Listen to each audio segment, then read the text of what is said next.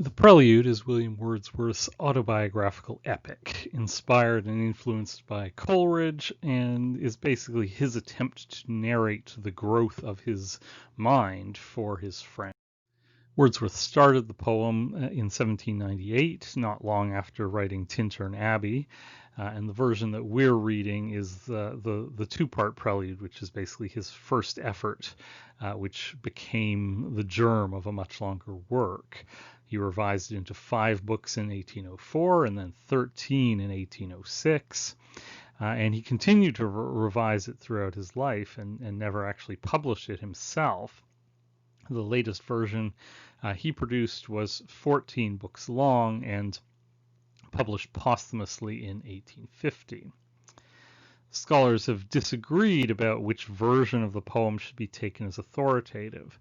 The 1806 version seems to be a complete expression of Wordsworth's romantic sensibilities, while the 1850 version revises it from the point of view of Wordsworth's newfound conservatism and respectable position after becoming poet laureate. He edits out some of the parts of the poem that he might have found embarrassing in his later life. So in some ways, the 1806 version is the romantic prelude, and the 1850 version is the Victorian prelude. We're reading the two-part prelude more for logistical reasons than anything else. 20 pages kind of gives you a good sense of what this work is all about, rather than having you read hundreds of pages. The Prelude is often cited as a quintessentially romantic text because it is fundamentally concerned with this question of the growth of a poet's mind. This is the grand subject for Wordsworth and some of the other romantics. It's something that he has taken up to a certain degree in lyrical ballads, but in a much more idiosyncratic way. The Prelude is a full-fledged and serious exploration of this question.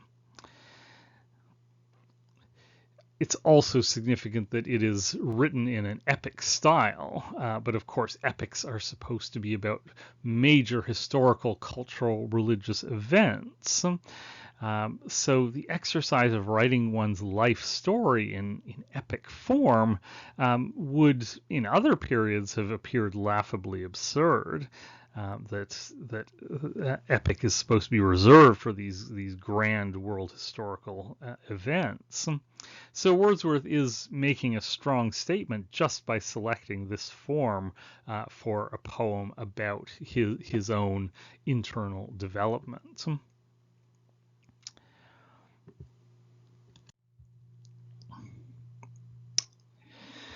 The two most important literary figures to whom Wordsworth is responding in this poem then are Milton and Coleridge. Milton, in the sense that Wordsworth was quite self-consciously trying to emulate Milton's epic achievement in Paradise Lost in a very different register. While both sought to trace out the origins of the human in different ways, Wordsworth is looking inward for these kinds of answers, whereas Milton was looking outwards to the material of the Bible. Coleridge is also very important in this poem because he inspired this attempt at autobiography, and is explicitly addressed in the poem as friend. And this is also Wordsworth's attempt to put forward his own take on Coleridge's religious philosophy. At this point in his life, Wordsworth is certainly less orthodox than Coleridge in that respect. The poem begins with a question: was it for this? And so it begins in the middle of the line, and in manuscript with a lowercase w. It's not really what you'd think of as the resounding epic beginning. Was what for what, we might ask? What exactly is Wordsworth talking about? On one level, the literal answer is that Wordsworth was having writer's block and is anxious about his inability to write the grand poem that Coleridge wanted him to write. So he has diverted himself into a much more personal work. But is that a really satisfying answer? Isn't there something more at stake in starting an autobiographical poem this way, with a kind of repeated questioning? Certainly, it seems in keeping with Wordsworth's hesitations about making absolute statements. And it suggests that Wordsworth maybe doesn't exactly know where this poem is going when he begins it. So was what for this? Wordsworth starts then by discussing his education at the hands of nature, the experiences that have made him who he is. As in Tintern Abbey, he traces a kind of pantheistic force that is said to control all things, including the development of his mind. But is again elusive and virtually unnameable. He refers to spirits and quiet powers. So in part one, the emphasis is on the way nature unconsciously works on the mind in early youth. The speaker's feelings are caused by nature, but at first he's not consciously aware of how nature is working on him. He goes on to detail a number of significant events in his early life. Notice the first three significant events in the poem. Number one, the hunting and the stealing of woodcocks, after which he hears low breathings coming after me. Then the incidents of stealing eggs from ravens' nests, and then stealing the boat and essentially taking it for a joyride and being awed by the sublimity of nature into returning it. So these are the first events he feels are worth mentioning, and the common factor linking these three events is this idea of nature as the sublime punisher, which he sees as instilling a moral force in him. It's as if what he has really learned from nature here has been fear, the frightening, sublime power of the natural world. And again, Burke is clearly a relevant influence here. And interestingly, it's at this point that Wordsworth's confidence seems to return. He declares that all this was not in vain. Nature's education has not been a waste of time. And we might ask, what exactly about his narration of those events serves to convince him of that fact? He claims that nature sanctifies pain and fear. In other words, nature's power justifies and ameliorates the sublime pain that it causes. He goes on then to detail some of the trivial domestic pleasures of his youth, such as the playing of cards. Again, a mundane detail that might have risked seeming absurd in epic form, but which might have seemed necessary lest he give the impression that all he did was spend his time walking through the woods by himself. And the next really memorable event that Wordsworth relates is that of the drowned man, whom he sees first as another one of those absent presences in Wordsworth's poetry, in basically a pile of clothes beside the lake with no man to fill them. And only the next day does he see the corpse pulled from the water, another kind of grotesque absent presence. And interestingly, this episode leads directly into Wordsworth's famous discussion of spots of time. He describes the tragic facts of rural history that provided him with images to which in later years, he says, far other feelings were attached. The mind is capable of producing different associations, different meanings through the action of time and reflection. What is permanent here is the mental images that, quote, exist with an independent life and, like their archetypes, know no decay. And this desire to believe in the permanence of the mind is very much characteristic of Wordsworth's philosophy. Hence the importance of what Wordsworth calls spots of time. On line 288, he says, There are in our existence spots of time which with distinct preeminence retain a fructifying virtue, whence, depressed by trivial occupations and the round of ordinary intercourse, our minds, especially the imaginative power, are nourished and invisibly repaired. Such moments chiefly seem to have their date in our first childhood.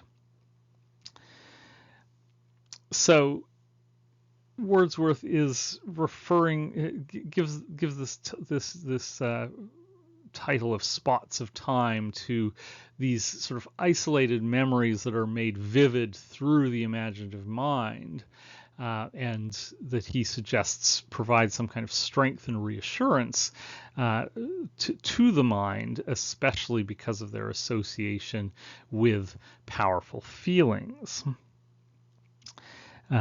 In other words, this conception of spots of time is the identification of heightened moments of memory. These particular memories become more vivid than others precisely because of the feelings that we've learned to associate with them. So again, this theory functions as part of Wordsworth's rather idealizing theory of the mind and its development. The mind grows and is nourished not just by nature, but by its own creative power.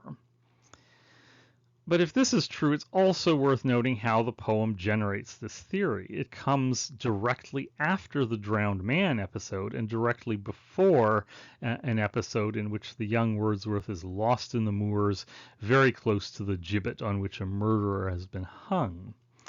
He thus vividly remembers the woman with the pitcher on her head, her garments vexed and tossed, whose very image seems to rescue him from his own fears.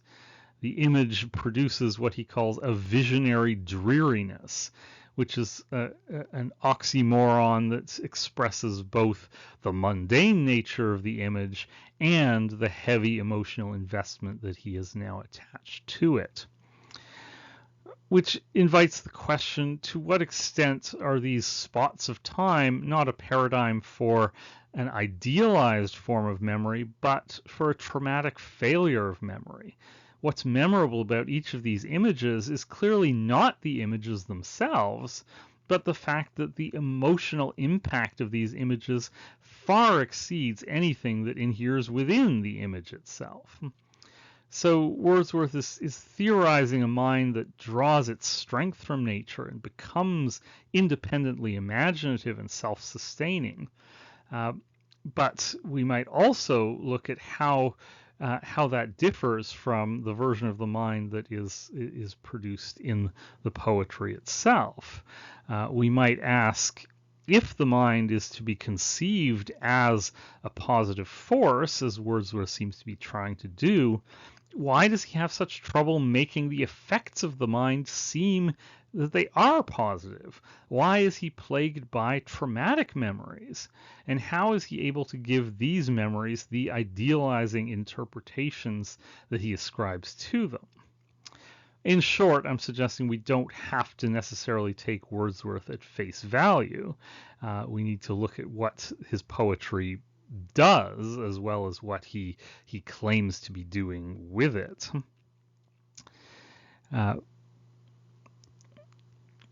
So to return to this idea of spots of time, what is at stake in this phrase? Spots could be taken as pieces, a necessarily partial view of time, or could be taken as places, a spatialization of time, where time is frozen in these particular memories. Notice that most of the spots of time tend to conjure up a single fixed image, such as the ghastly face of the drowned man or the scene with the woman in the pitcher. These are like rapid snapshots of single moments. So what are the implications of thinking about time spatially?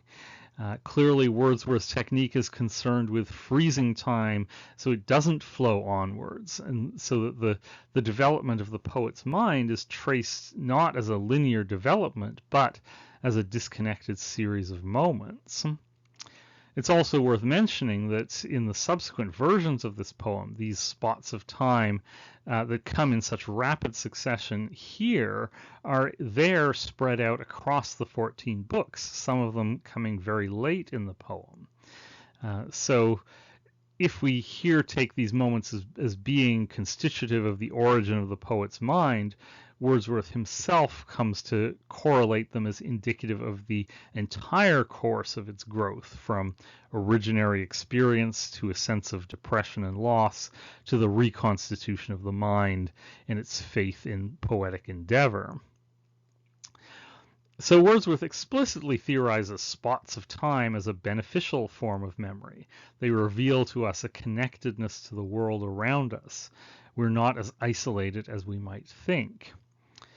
Moreover, Wordsworth uses them to argue for the mind's innate power to nourish and heal itself. These images of connectedness emerge unbidden and unconsciously. They don't need nature to bring them forth anymore. In other words, they attest to the fact that the faculty of the imagination has become independent of the nature that had nourished it. Just being in nature is not enough. The mind needs to refresh itself through memory. This account of the imagination is very much like the structure of Tintern Abbey. The speaker isn't fulfilled simply because he is in a beautiful spot that he loves, but because that spot holds a significant memory for him, even if nothing has actually changed. So it's interesting that just about every spot of time described by Wordsworth, at least in part one, seems to have some kind of traumatic memory attached to it that's generally caused by the sublime fearfulness of nature. This suggests that Wordsworth's nourishment comes perhaps not from beautiful memories, but indistinct, sublime feelings that disrupt the complacency of his mind and make it reflect on its own relation to the world around it. This is further apparent in his memory of his father's death, where he impatiently waits for the horses to take him home, and then a few days later, his father dies. This is an almost cinematic moment in its rapid cut from Wordsworth waiting atop the hill to the seemingly unmotivated statement that his father has died. The poem thus violently yokes together two unrelated events, much as they are yoked together in the speaker's mind, giving a vivid sense of the guilt he experiences, even as it shows how unmotivated that guilt is. There's no reason for Wordsworth to blame himself, but he still takes it as an implicit comment on his behavior. Moreover, Wordsworth closes part one with an explicitly stated desire that he will find in the past reproaches from my early years in order to spur me on in manhood now mature to honorable toil. Here, Wordsworth seems to be idealizing precisely this sense of sublime guilt as the spur to poetry. Only by feeling that he has let down nature is he capable of writing poetry about it. Was it for this, then, is in a sense the fundamental question at the root of Wordsworth's poetry. By asking this question, he is perhaps able to guilt himself into writing a 14-book epic about the growth of his mind. Although, of course, characteristically he adds, if this be an impotent desire. He has to acknowledge the potential that his creative power may not save him and may not grant him the return to nature that he is imagining.